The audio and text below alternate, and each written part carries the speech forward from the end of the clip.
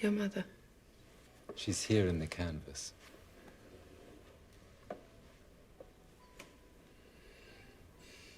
What do you mean?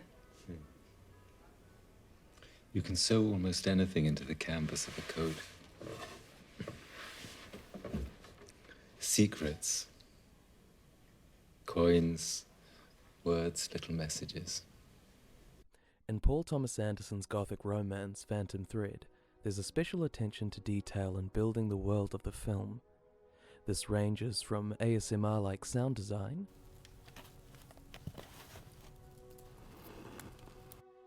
the film it was captured on, and the topic of this video essay, the objects. The film doesn't use its objects in the common Hollywood sense of the MacGuffin, but instead cultivates the elements of performance, design, and direction that, upon close inspection, can reveal a character's intentions, emotions, and history. To begin with an example that ties into the plot and represents the many depths of significant objects in this film, we'll begin with the dresses of Alma. Reynolds is a dressmaker, and as such conveys his emotions and obsessions through his works. With Alma, he feels as if he's been looking for her for a very long time. She's special in his eyes, and so the first dress he makes for her accentuates her self-perceived flaws into her beauty. I thought my shoulders were too wide. My neck was skinny like a bird. That I had no breasts. As she retains her position in his world, she receives an altered version of a previously seen dress adorned with a crown, the subtext being she is the prize of Reynolds' life. As well as these dresses, we see Reynolds putting a great importance in objects himself. He continues to show an affinity for items, such as the photograph of his mother, and seems to hold a great emotional attachment to them. As opposed to this, Alma is less of a materialistic person. She of course appreciates how this isn't true of Reynolds, and her first attempts to show her affection are through the guise of objects. This includes making tea for Reynolds, as well as taking an interest in helping with the crafting of his dresses. As time passes and Alma becomes an afterthought, she strives to find the passion the two once enjoyed, and decides to slow him down in his work. Using the teapot, a trusted interaction Reynolds would be used to by now, she poisons him. However, through the object of a label, we see her jealousy justified.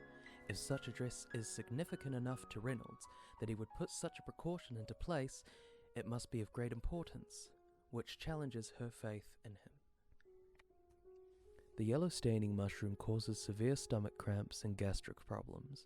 Reynolds becomes weak and helpless while Alma takes care of him. Munchausen syndrome by proxy, or MSP, is a psychological disorder marked by attention-seeking behavior by a caregiver through those who are in their care. This would seem to be the case unless Alma is to be believed in the final scene, where she cooks a meal with the same mushrooms as a key ingredient. Reynolds sits in the corner of the room aware of this as he smells the phenolic scent that exposes the true nature of the meal. As she cooks, he designs her another dress, riveted at the skirt, much like the gills on the mushroom. Strangely enough, after this, Reynolds takes a bite and chews very slowly in this scene. My favourite scene. The fork raised and held here for this shot is evocative of a threat, suggesting he's ready to fight as he has at many meals the two have shared over the film.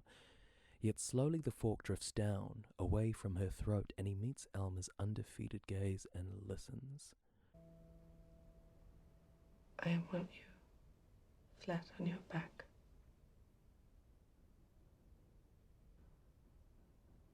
Helpless. Tender. Open. With only me to help.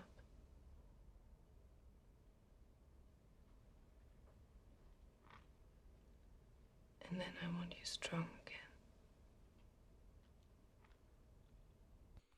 Alma has made her intentions clear, and I'm torn as to whether this can be drawn up to MSP or something more unique and twisted in a caring and sick romantic way. The more fascinating aspect of this dynamic is the acceptance Reynolds shows when he swallows and says one of the most chilling lines I've heard in a film.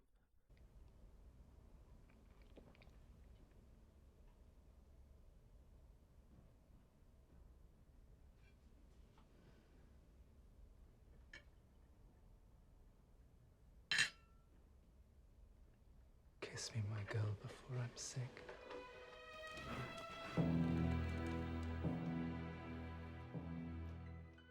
My name is Lewis, and I've been reading into it.